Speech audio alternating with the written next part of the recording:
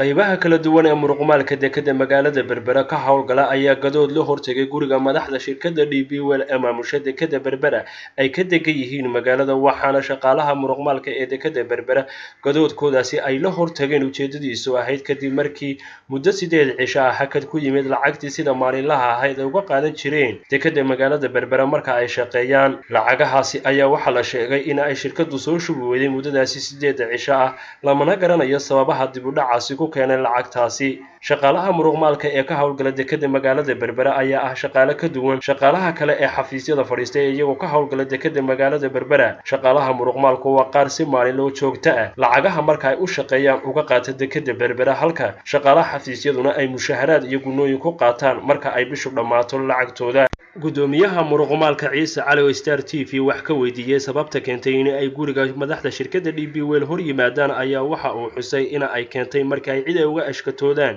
madaxda DP World ay garan waayeen taasi ay keentay in ay hor yimaadaan guriga ay degan yihiin xafiiskii guriga DP World ayaan hor joognaa shaqaalihiisa isbitaalka iyo washmaanintii iyo building garaaskii iyo teleshipkii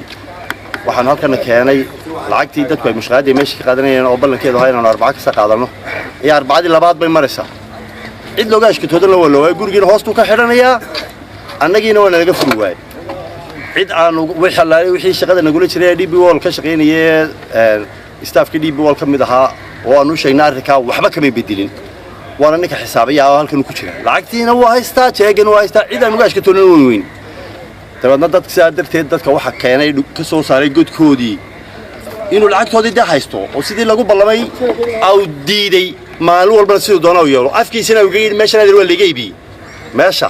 waa laga iibiyo ninkan doonana waan eriyaa ninkan doonana waan deynayaa Soomaad garan waxaan ugu yiri shaqaalaha aniga afkiisu kaga hadlo yiri shaqaalahaaga aad mas'uulka ka tahay ayaan u tagayaan ninkan waa ribsho wale iska eriyaa